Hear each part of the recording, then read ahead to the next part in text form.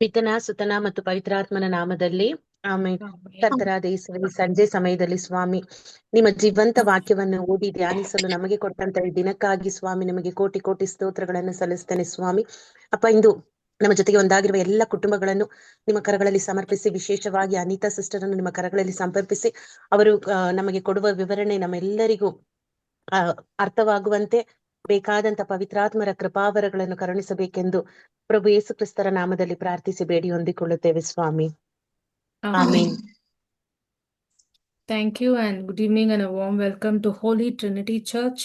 ಇವತ್ತಿನ ಪುಸ್ತಕ ಯೆಶುವನ ಪುಸ್ತಕ, ಬುಕ್ ಆಫ್ ಜೋಶುವ. ವಾಗ್ದಾನವನ್ನ ನೆರವೇರಿಸುವ ದೇವರು, ಧೈರ್ಯದಿಂದ ನಡೆಯುವ ನಾಯಕ ಯೋಶುವ ಅವ್ರ ಬಗ್ಗೆ ಈ ಪುಸ್ತಕದಲ್ಲಿ ನಾವು ನೋಡ್ತೇವೆ.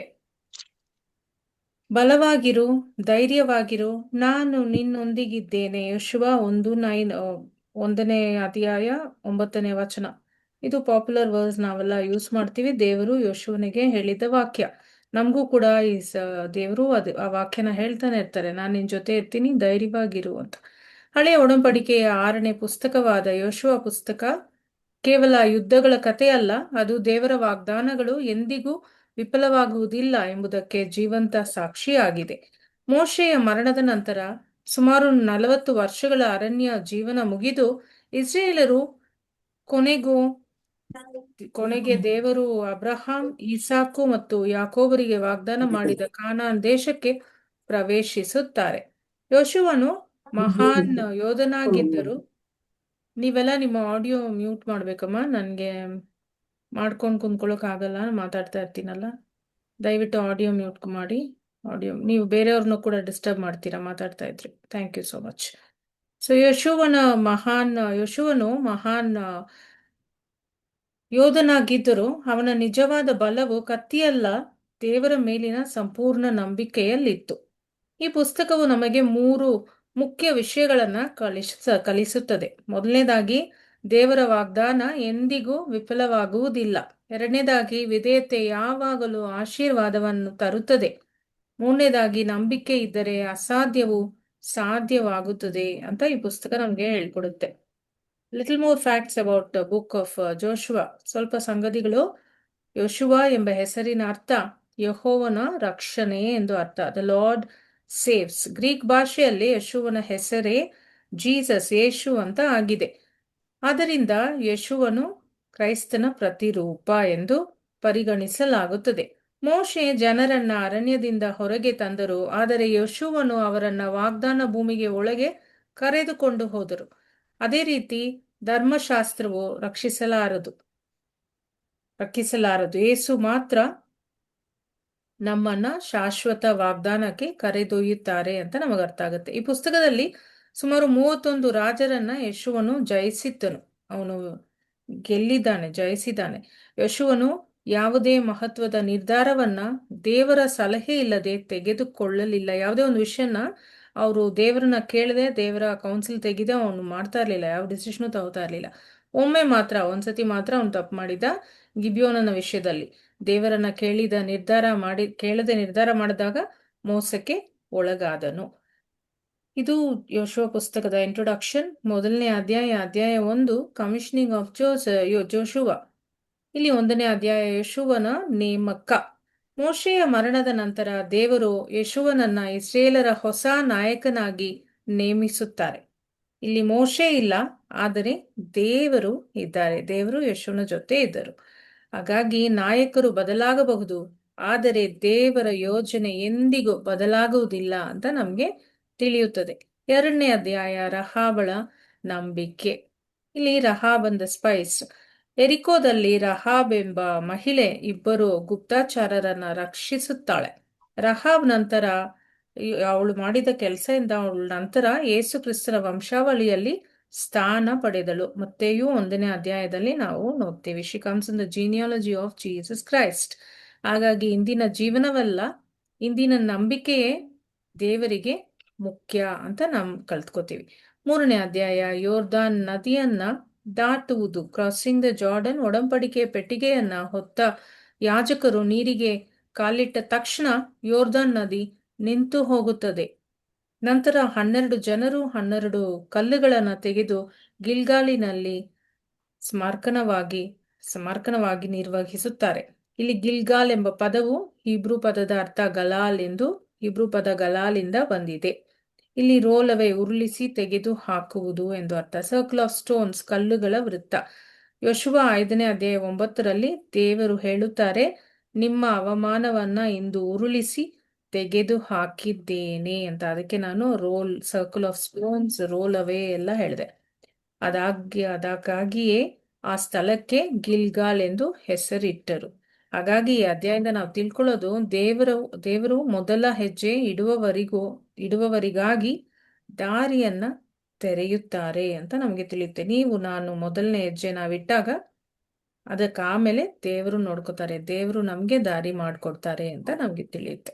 4ನೇ ಅಧ್ಯಾಯ 12 ಸ್ಮರಣಗಳ ಕಲ್ಲುಗಳು, ಮೆಮೋರಿಯಲ್ ಸ್ಟೋನ್ಸ್. ಯೋರ್ದಾನ್ ನದಿಯಿಂದ ತೆಗೆದ 12 ಕಲ್ಲುಗಳನ್ನ ಸನ್ಮಾರ್ಗವಾಗಿ ಇಡುತ್ತಾರೆ. ಇಲ್ಲಿ ದೇವರ ಅದ್ಭುತಗಳನ್ನ ಮರೆತರೆ ಭವಿಷ್ಯದಲ್ಲಿ ಧೈರ್ಯವು ಕಳೆದು ಹೋಗುತ್ತದೆ ಅಂತ ನಮ್ಗೆ ತಿಳಿಯುತ್ತೆ. ಹಾಗಾಗಿ ದೇವರ ಆಶೀರ್ವಾದಗಳನ್ನ ನೆನಪಿಸಿಕೊಳ್ಳಿ ಅಂತ ಈ ಮೆಮೋರಿಯಲ್ ಸ್ಟೋನ್ಸ್ ಅಧ್ಯಾಯ 4 ನಮ್ಗೆ ಹೇಳ್ಕೊಡುತ್ತೆ. 5ನೇ ಅಧ್ಯಾಯ ಸರ್ಕಮ್ಸಿಷನ್ ಅಂಡ್ ಪಾಸ್ ಓವರ್, ಸುನ್ನತಿ ಮತ್ತು ಪಾಸ್ಕಾ. ಹೊಸ ಪೀಳಿಗೆ ಅವರು ಸುನ್ನತಿಯನ್ನ ಸ್ವೀಕರಿಸುತ್ತಾರೆ. ಮೊದಲ ಬಾರಿಗೆ ವಾಗ್ದಾನ ಭೂಮಿಯಲ್ಲಿ ಪಾಸ್ಕಾ ಆಚರಿಸುತ್ತಾರೆ. ಆ ದಿನದಿಂದ ಮನ್ನಾ ನಿಲ್ಲುತ್ತದೆ. 40 ವರ್ಷಗಳಿಂದ ಬೀಳುತ್ತಿದ್ದ ಮನ್ನಾ ವಾಗ್ದಾನ ಭೂಮಿಯ ಮೇಲೆ ದೊರಕಿದ ಕೂಡಲೇ ನಿಂತಿತು. 40 ವರ್ಷ ಕಾಲ ದೇವರು ಮನ್ನವನ್ನ ಕೊಡ್ತಾ ಇದ್ರು. ಈಗ ಅವ್ರು ಪ್ರಾಮಿಸ್ ಲ್ಯಾಂಡ್ಗೆ ಬಂದ್ರು, ಸೆಟಲ್ ಆದ್ರು, ಅವಾಗ ಆ ಮನ್ನಾ ಸ್ಟಾಪ್ ಆಗುತ್ತದೆ. ದೇವರು ಕಾಲಕ್ಕೆ ತಕ್ಕಂತೆ ತನ್ನ ಆಶೀರ್ವಾದವನ್ನ ಬದಲಿಸುತ್ತಾರೆ ಅಂತ ನಮ್ಗೆ ತಿಳಿಯುತ್ತೆ. ಜೆರಿಕೋ ಗೋಡೆಗಳು ಕುಸಿದವು. 6ನೇ ಅಧ್ಯಾಯ ನಾವು ನೋಡ್ತೀವಿ, 6 ದಿನಗಳು ಒಂದು ಸುತ್ತು. ದೇವರು ಹೇಳ್ತಾರೆ ಒಂದೊಂದು ಸುತ್ತು ಮಾಡಿ 6 ದಿನಗಳು ಅಂತ. 7ನೇ ದಿನ 7 ಸುತ್ತು, ಕಹೆಗಳು, ಒಂದು ಘೋಷಣೆ, ಗೋಡೆಗಳು ಕುಸಿದವು. The walls fell. ಇಸ್ರೇಲರು ಯುದ್ಧ ಮಾಡುವ ಮೊದಲು ಆರಾಧನೆಯನ್ನ ಮಾಡಿದರು. ಕೆಲವೊಮ್ಮೆ ದೇವರು ಯುದ್ಧವನ್ನ ಗೆಲ್ಲಲು ಕತ್ತಿಯಲ್ಲ, ಆರಾಧನೆಯನ್ನ ಬಳಸುತ್ತಾರೆ ಅಂತ ನಮ್ಗೆ ಈ ಅಧ್ಯಾಯ 6 ಹೇಳ್ಕೊಡುತ್ತೆ. ನೆಕ್ಸ್ಟ್ ಅಚ್ಚನ್ನ ಪಾಪ. ಇಲ್ಲಿ ಅಚ್ಚನ್ನು ದೇವರಿಗೆ ಮೀಸಲಾಗಿದ್ದ ವಸ್ತುಗಳನ್ನ ಕದ್ದುಕೊಂಡನು.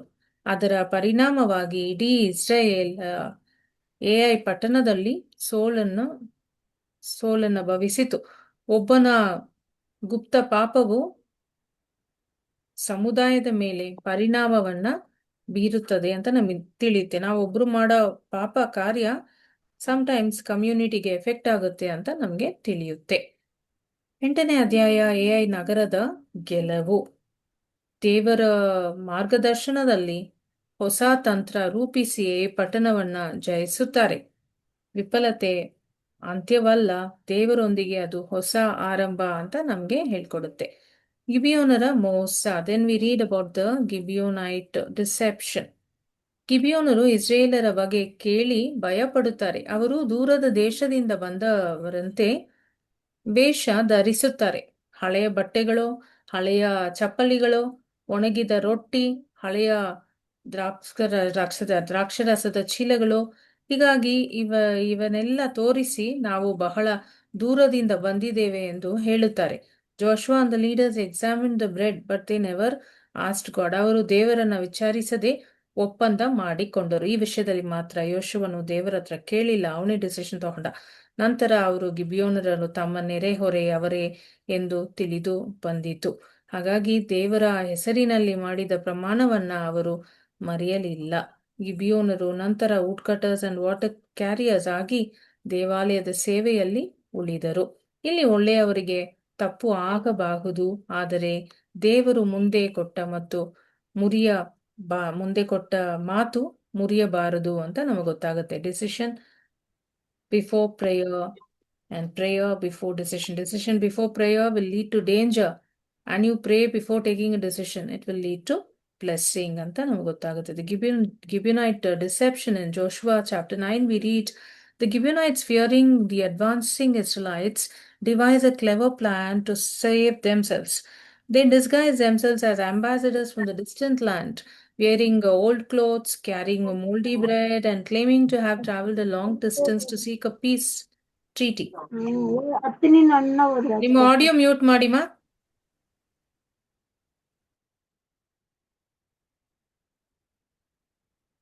They approach Joshua and the leaders of Israel who are unaware that the Gibeonites are actually local inhabitants of Canaan. Without seeking God's guidance, Joshua and Israelites are deceived by the Gibeonites' appearance and false story, leading them to make a treaty without fully investigating the facts. When they later discover that the Gibeonites are their neighbors, it is too late to break the oath. The Israelites, although angered, honor the treaty due to their commitment before God. The Gibeonites then become woodcutters and water carriers for the Israelites, serving them in this capacity for generations. Therefore, wisdom and discernment are needed in decision making. Not all appearances are truthful, so we are invited to seek God's guidance. And then we read ಸೂರ್ಯನು ನಿಂತ ದಿನ. The sun stands still. ಅಮೋರಿಯರ ವಿರುದ್ಧ ಯುದ್ಧ ನಡೆಯುತ್ತದೆ. ಯೋಶುವನು ಪ್ರಾರ್ಥಿಸುತ್ತಾನೆ. Sun stand still over Gibeon. ದೇವರು ಸೂರ್ಯನನ್ನ ನಿಲ್ಲಿಸುತ್ತಾರೆ. ಯುದ್ಧ ಮುಗಿಯುವವರೆಗೆ ಬೆಳಕು ಮುಂದುವರಿಯುತ್ತದೆ. Bible records this as one of the most extraordinary miracles in history. ದೇವರಿಗೆ ಅಸಾಧ್ಯವೆಂಬುದು ಇಲ್ಲ ಅಂತ ನಮಗೆ ತಿಳಿಯುತ್ತದೆ. The sun stand still. Next ಉತ್ತರದ ರಾಜರ ಗೆಲುವು, ನಾರ್ದರ್ನ್ ಕಾನ್ಕ್ವೆಸ್ಟ್. ಹಲವಾರು ರಾಜರು ಸೇರಿ ದಾಳಿ ಮಾಡುತ್ತಾರೆ. ದೇವರ ಸಹಾಯದಿಂದ ಯೆಹೋವನು ಎಲ್ಲರನ್ನ ಸೋಲಿಸುತ್ತಾನೆ. ಇಲ್ಲಿ ದೊಡ್ಡ ಸಮಸ್ಯೆಗಳಿದ್ದರೆ ದೇವರು ದೊಡ್ಡವರು ಅಂತ ನಮ್ಗೆ ತಿಳಿಯುತ್ತೆ. ಜಯಿಸಿದ ರಾಜರು 12ನೇ ಅಧ್ಯಾಯದಿಂದ ನಾವು ನೋಡ್ತೀವಿ. ಜಯಿಸಿದ ರಾಜ ಯೆಹೋವನು ಜಯಿಸಿದ ಎಲ್ಲಾ ರಾಜರ ಪಟ್ಟಿ ಇಲ್ಲಿ ನಾವು ಓದ್ತೀವಿ. ದೇವರು ಪ್ರತಿಯೊಂದು ಜಯವನ್ನು ದಾಖಲಿಸುತ್ತಾರೆ. ಹಳೆಯ ಜಯಗಳನ್ನ ನೆನಪಿಸಿಕೊಂಡರೆ ಹೊಸ ಧೈರ್ಯ ಸಿಗುತ್ತದೆ ಅಂತ ನಮಗೆ ತಿಳಿಯುತ್ತದೆ. ಭೂಮಿಯ ಹಂಚಿಕೆ ಆರಂಭ. 13ನೇ ಅಧ್ಯಾಯ ಭೂಮಿಯನ್ನ ಗೋತ್ರಗಳಿಗೆ ಹಂಚಲು ಆರಂಭಿಸುತ್ತಾರೆ. ದೇವರು ಪ್ರತಿಯೊಬ್ಬರಿಗೂ ಒಂದು ಸ್ಥಾನವನ್ನ ಸಿದ್ಧಪಡಿಸುತ್ತಾರೆ. 14ನೇ ಅಧ್ಯಾಯ ಕಾಲೇಬನು ನಂಬಿಕೆ. 85 ವರ್ಷದ ಕಾಲೇಬನು ಇನ್ನೂ ಕೇಳುತ್ತಾನೆ. ಹೀಬ್ರಾನ್ ಪರ್ವತವನ್ನ ಕೇಳುತ್ತಾನೆ. The famous line here, give me this mountain, he will ask, he will demand for that mountain. ವಯಸ್ಸಾದರೂ ನಂಬಿಕೆ ವಯಸ್ಸಾಗಲಿಲ್ಲ ಅಂತ ನಮಗೆ ತಿಳಿಯುತ್ತೆ. Faith never retires, he demands for that place. 15ರಿಂದ 19 ಅಧ್ಯಾಯಗಳು ಭೂಮಿಯ ಸಂಪೂರ್ಣ ಹಂಚಿಕೆ. ಪ್ರತಿಯೊಂದು ಗೋತ್ರಕ್ಕೂ ಅವರ ಪಾಲಿನ ಭೂಮಿ ಸಿಗುತ್ತದೆ. ಹಾಗಾಗಿ ದೇವರು ಯಾರನ್ನು ಮರೆತಿಲ್ಲ ಅಂತ ನಮ್ಗೆ ತಿಳಿಯುತ್ತೆ. 20ನೇ ಅಧ್ಯಾಯ ಆಶ್ರಯ ಪಟ್ಟಣಗಳು. ಅಜಾಗರೂಕತೆಯಿಂದ ತಪ್ಪು ಮಾಡಿದವರಿಗೆ ಆಶ್ರಯ ನೀಡಲು ನಗರಗಳನ್ನ ಸ್ಥಾಪಿಸಲಾಗುತ್ತದೆ.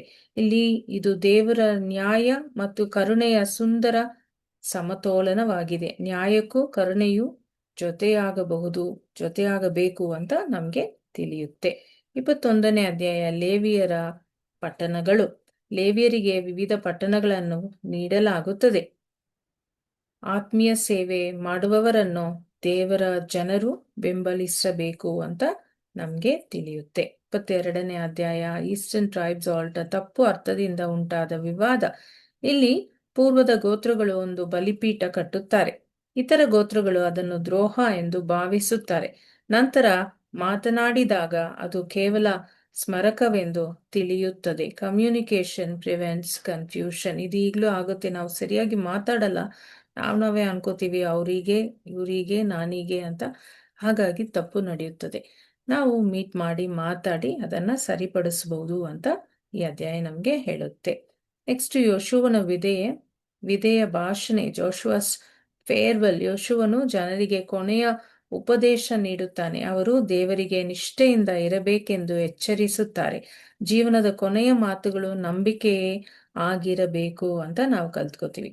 Joshua's farewell address. Even here Joshua warns Israel to remain faithful.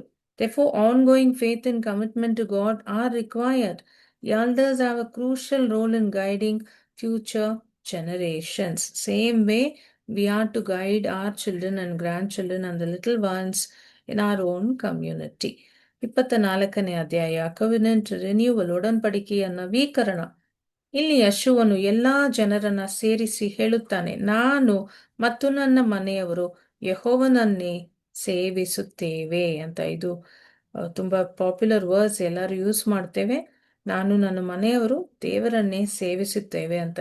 ಈ ವಾಕ್ಯವನ್ನ ನಾವು ಹೇಳೋದು ಮಾತ್ರ ಅಲ್ಲ, ಅದನ್ನು ನಾವು ಪ್ರಾಕ್ಟೀಸ್ ಕೂಡ ಮಾಡಬೇಕು. ಅವರು ದೇವರೊಂದಿಗೆ ಒಡಂಬಡಿಕೆಯನ್ನ ನವೀಕರಿಸುತ್ತಾರೆ. ಯೆಹೋವನು ಸುಮಾರು 110 ವರ್ಷ ಬದುಕಿ ದೇವರಲ್ಲಿ ನಿದ್ರಿಸುತ್ತಾರೆ. ಹಾಗಾಗಿ ಪ್ರತಿ ಪೀಳಿಗೆಯು ದೇವರನ್ನ ಸ್ವತಃ ಆರಿಸಿಕೊಳ್ಳಬೇಕು ಅಂತ ಈ ಕೊನೆಯ ಅಧ್ಯಾಯ ನಮ್ಗೆ ಹೇಳುತ್ತೆ. ಯೆಹೋವ ಪುಸ್ತಕದ ಪ್ರಮುಖ ಸಂದೇಶ, ಧೈರ್ಯವಾಗಿ ನಡೆಯಿರಿ, ಯಾವುದಕ್ಕೂ ಭಯ ಪಡಬೇಡಿ. ದೇವರು ನಿಮ್ಮ ಜೊತೆ ಇದ್ದಾರೆ, ಧೈರ್ಯವಾಗಿ ಇರಿ. ಯೆಹೋವನನ್ನ ನೆನೆಸ್ಕೊಳ್ಳಿ, ದೇವರ ಮಾತಿಗೆ ವಿಧೇಯರಾಗಿರಿ. ತುಂಬಾ ಮುಖ್ಯ, ದೇವರ ಮಾತಿಗೆ ನಾವು ವಿಧೇಯರಾಗಿರಬೇಕು. ದೇವರ ಅದ್ಭುತಗಳನ್ನ ಮರೆಯಬೇಡಿ.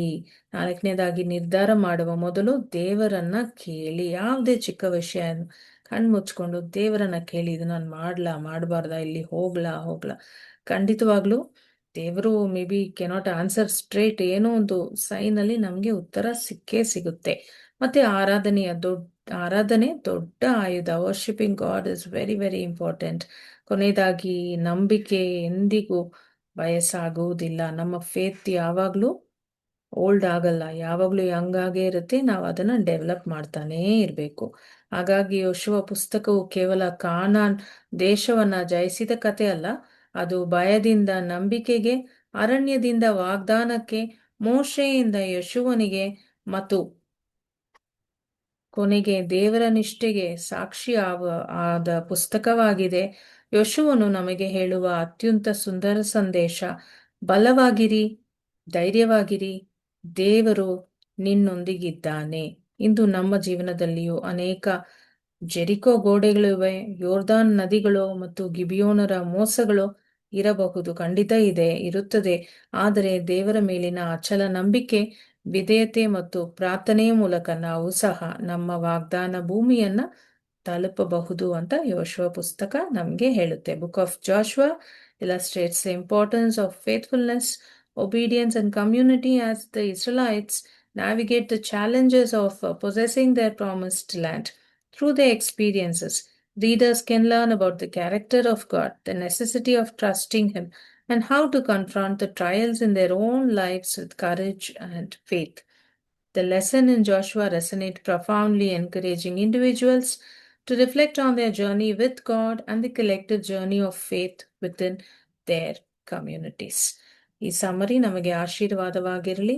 Thank you all so much for joining, and Shubhratri. Continue reading, continue ಮಾಡಿ. See you all. Thank you so much. Thank you, sister. Thank you, ma. Thank you, sister. Thank you. Thank you, sister. Thank you. Thank you, ma. Thank you so much. Thank Good you. night. Thank you, sister. Bye bye. Good night. Mamata aunty start ಓದ್ಲಾ ಮಾಡೋಣ. Aunty? ಓದಮ್ಮ aunty ಓದಮ್ಮ.